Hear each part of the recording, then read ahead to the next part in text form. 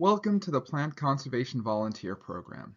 This video will talk about some of the history of Native Plant Trust and the Plant Conservation Volunteer Program, also known as the PCV Program.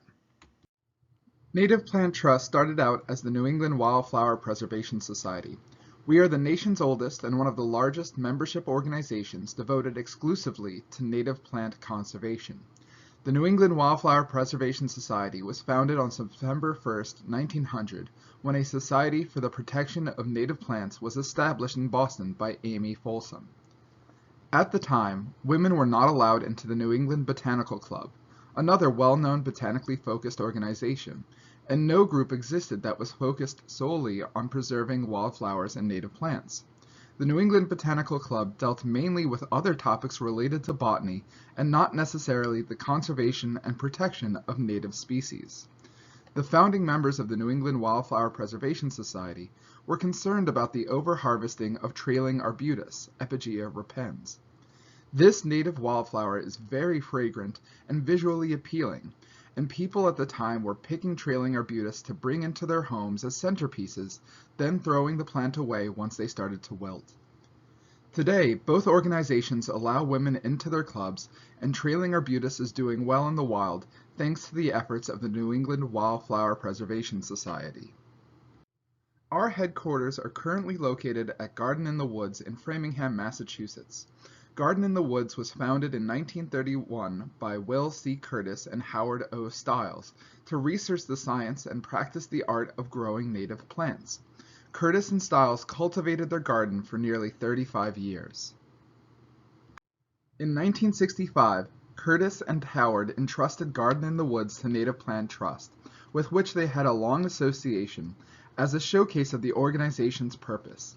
Since then, Garden in the Woods has served dual purposes as our headquarters and botanical garden. I encourage you all to come and visit.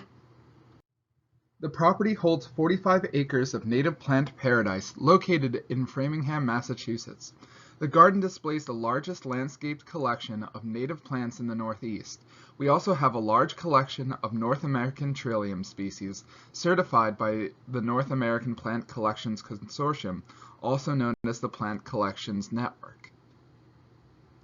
Nasami Farm Nursery is another Native Plant Trust property in western Massachusetts. It is a multi-purpose property, serving as a sanctuary, a native plant nursery, and an education site.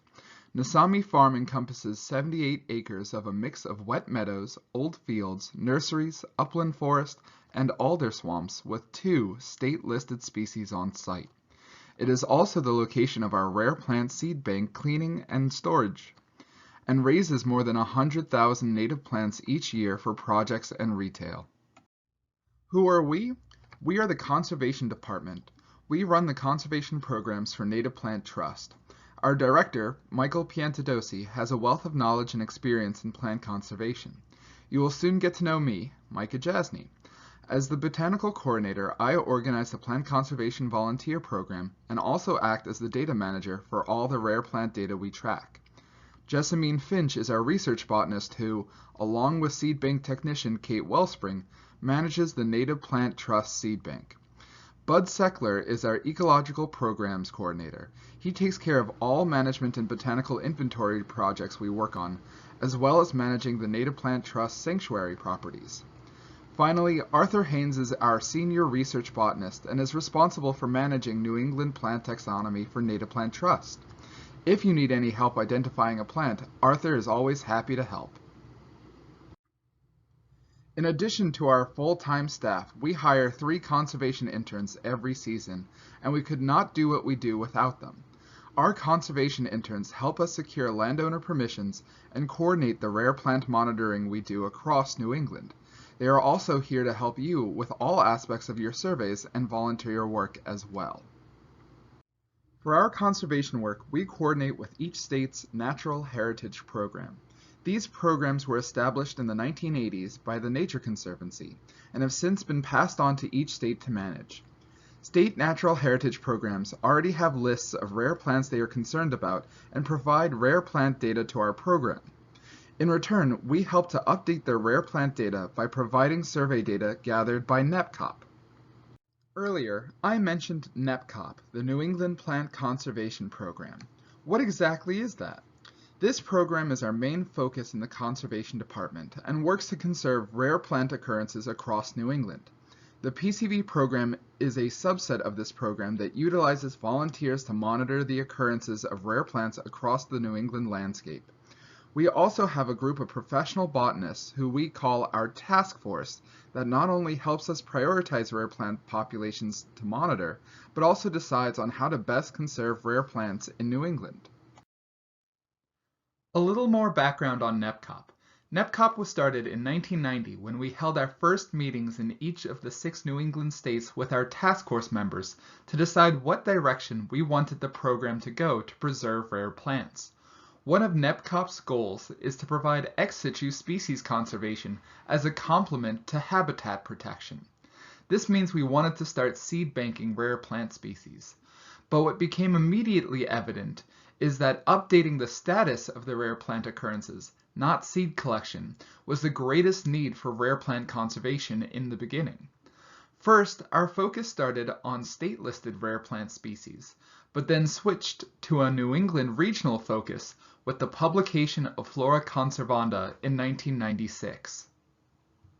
We found that even with our task force members and state natural heritage programs, there were not enough personnel to regularly survey all of the rare plant populations in New England. Each state in New England only has 1 or 2 state botanists and limited staff to help them. So in 1993, we started the Plant Conservation Volunteer Program in Massachusetts to assist with rare plant monitoring. Within 6 years, the program expanded into all New England states and became a regional program that Native Plant Trust continues to run. Working with volunteers at first brought up some concerns and fears, mostly surrounding the reliability of data collected by volunteers and data security. Would volunteers be able to accurately identify rare plants and keep their site location information confidential? I am happy to report that our volunteers are incredibly passionate about the protection of rare plant species, and we have not encountered any issues with data reliability or security. Volunteers in our program are also trained to work hard to collect accurate information about rare plant occurrences. To provide a timeline of the NPCOP program, in 1993, the PCV program started. In 1996, Flora Conservanda was published and included 574 taxa for monitoring and protection. In 2003, the Herbarium Recovery Project was completed by Arthur Haynes. He looked at 42 major and minor herbaria for 532 rare or poorly known plants. In 2011, Flora Nova Angliae, the New England region's technical plant key, was published by Arthur Haynes. In 2013, an update to Flora Conservanda was published and included 593 taxa for monitoring and protection. In 2015, The State of the Plants was published, which details the challenges and opportunities for conserving New England's native flora. In 2016, Wildflowers of New England, our region's field guide to wildflowers, was written and published by Native Plant Trust staff member Ted Elliman. From 2019 to 2022, we worked with PCV George Koser to create a secure database and website for surveyors and volunteers to exchange rare plant data with us, referred to as the Species Rare Occurrence Utility, or SPROUT.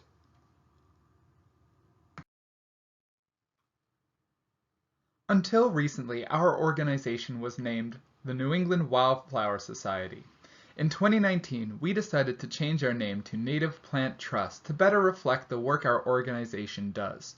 You may still see our organization referred to as New England Wildflower Society, or NEWS, periodically in older program documents and publications, and on the Sprout website.